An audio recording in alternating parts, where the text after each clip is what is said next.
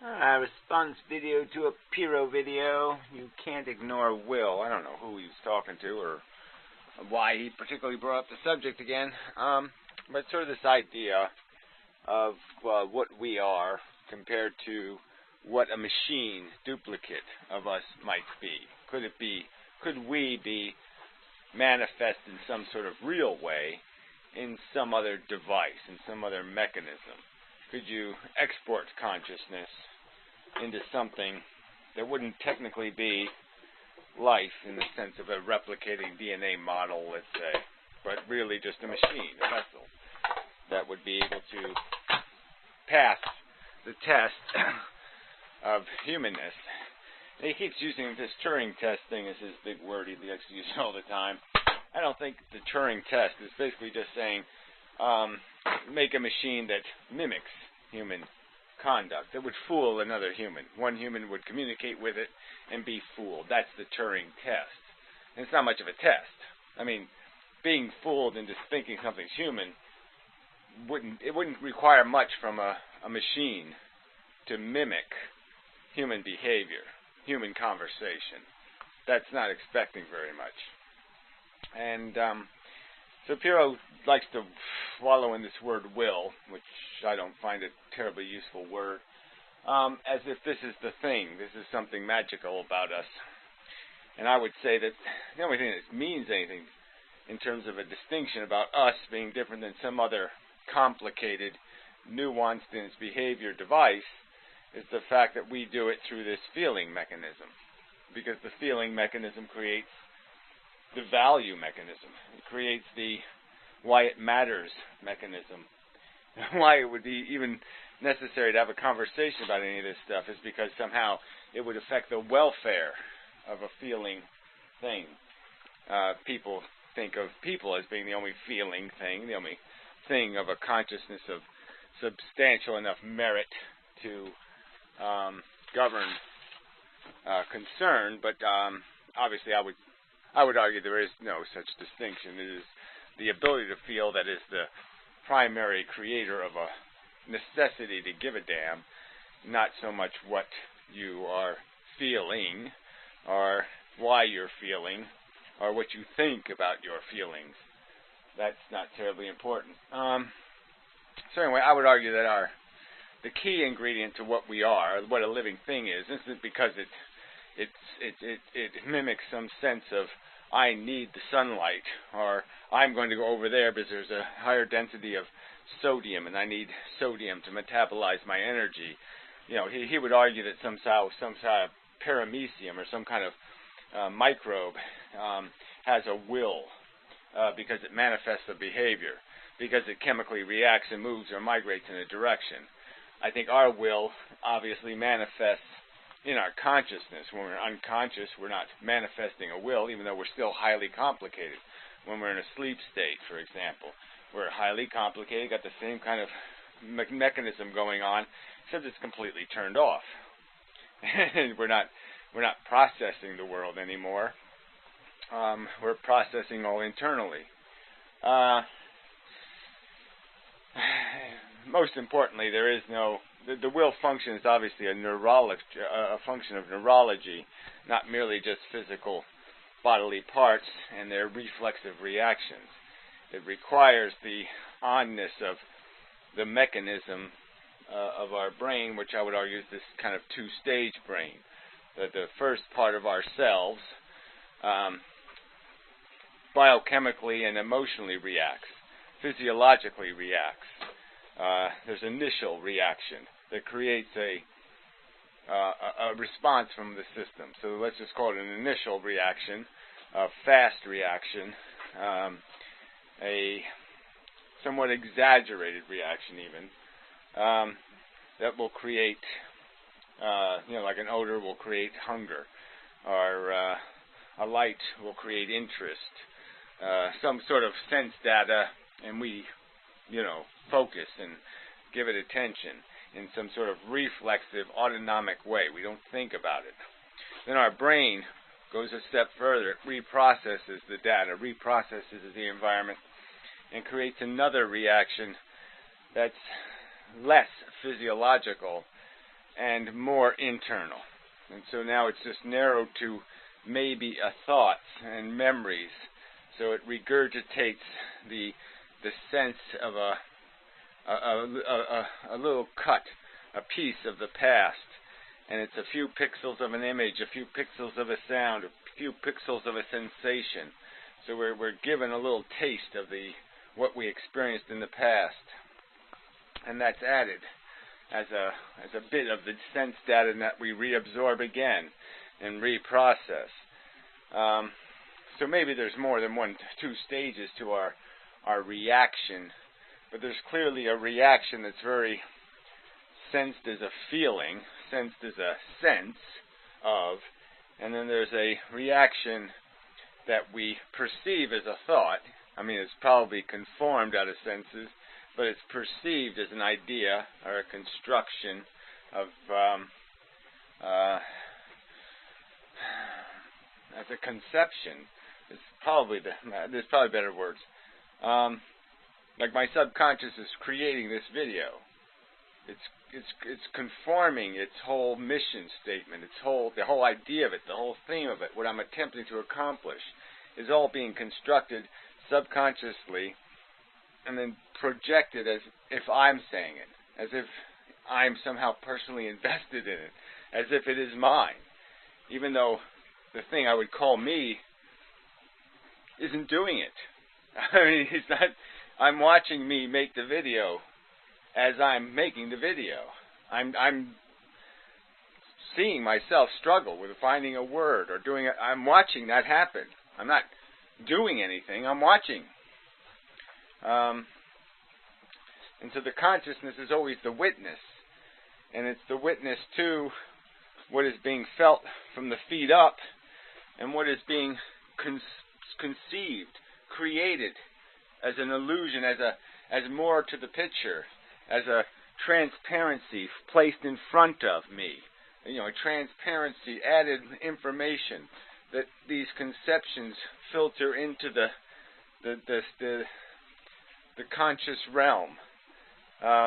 What will be absorbed and reacted to. So the human brain is putting that in this transparency on top of, and this first brain, the primitive brain, is creating this sensation of quality, you know, the quality of crap, the sense of angst, fear, revulsion, repulsion, or attraction, you know, hunger, want, desire. And will is just a manifestation of the function of these two devices. There's no will in one place. There's no one thing that says this is the will. There is the idea of the conception. Like, say I could see a future vision of myself being horribly killed because of a circumstance that exists in my environment. This thing's out to get me. And so now I would use, my brain would process, my logical brain would process, and it would come up with scenarios and plans to say, well, is that thing, can I take it out first? Can I take it out before it harms me? And then I would be rewarded by the imagery, the story, the narrative, the construction my brain would create, where it would say, here's the way out. Here's a narrative where I don't get stabbed. Here's the solution, essentially. Or I could just say, wait a minute, don't worry, that thing can't stab anybody. It's just a thing. It doesn't have any arms or anything. It doesn't have a will. It can't do anything, so don't worry about it. And so now I can be relieved because I can just say, oh, what I was thinking was a fantasy. What I was thinking was not likely to happen. It was unrealistic. And so my brain can resolve for me the problem I needed resolved, which was my fear or my angst or my worry, created by an understanding of an interest I had in preserving a future circumstance, of preserving myself from going, from the knife going further in. It's almost very simple. Your body, your mechanism just wants to preserve this state of you. And anything that looks like it's going to create harm in your future you're trying to avoid, and you're trying to slide yourself into some better place in the future. And that's really the mechanism of will, is just converting the present circumstance into a better future circumstance for this thing that you've become self-interested in, because the fact is it manifests these attractive and repulsive states, these states of comfort and discomfort, and it's intrinsically or fundamentally attempting to achieve comfort. But it has to do that in neurology. It's not doing that physically. My fingers aren't doing that. My brain does that. And so that's the first test, is that something must have a brain to manifest a will, to manifest this sense of interest and this reapplication of the intellectual power to contrive a solution to the circumstance that might be producing a less than favorable interest, a current circumstance that's insufficient, and it seeks a circumstance that's more sufficient, better, nicer, more comfortable, and such. So I've sort of been over this before, this idea of two brains. I think is a good metaphor. It's not exactly accurate, but there is this idea that there's a feeling sense of the world, and then there's a thought sense. And they're just smashed together into a sandwich of everything that we call everything, whether it's will, or emotional character, or integrity, or vulnerability, or sensitivity. I mean, whatever word you use, it's somewhere in that sandwich between these conditioned, automatic, visceral responses, these short, quick, book cover responses, and these thoughtful, reason-based, logic-based, highly filtered definitions, descriptions of what the reality really is. Even though it's a knife, my visceral reaction to the knife might be sharp, pointy, makes blood fall out, stay away. But my more complex reaction is potentially useful tool. Maybe it makes somebody else's blood fall out instead of yours. So it changes the description of the item and takes something that might be on its surface hostile and converts it into something useful and more that I will be more comfortable with and that I may find utility in using. And it might even have a program through watching movies or playing video games or some other mechanism where it might even have already acquired a capacity to pick it up and use it effectively. Yeah. Alright. It's probably enough of a video. I don't know if it's a point, because I don't think there was really a sharp point to his video. But this idea of synthetically creating something like consciousness would be, I think, very difficult, just because without a speaking device, without some kind of device where the thing you create could express the idea that I'm feeling now, you would be kind of unable to tell when you've created feelings. And I don't think you can create the speaking device first without the feeling. They have to be tied together, and I think one has to come before the other. And so it makes it sort of almost impossible to do it by any kind of scientific method, because you're stuck with this problem of having no witness, no capacity to get inside its brain and monitor what it's experiencing to see if it's feeling. And so whatever you made, you wouldn't know when you've created the thing called a feeling. It could be thinking, ouch. And because it has no way to say ouch, you'd have no way of knowing you've got it. You've got the ouch. You've got the feeling. Now you can build the intelligence on top of the feeling to create the capacity to attempt to preserve a self-interest or create the illusion of a self-interest, because you now have created the motivating feeling. So anyway, yeah, so I don't think consciousness could be synthetically created, because I don't think we're going to ever understand exactly. We're never going to be able to dissect something down to the feeling state, because we won't know when it's feeling, because we won't be able to be it. We'll only be able to dissect it and monitor it, but we won't be able to feel it, to sense what it internally feels. And yeah, so I don't think it's going to happen. Yeah, that's the catch.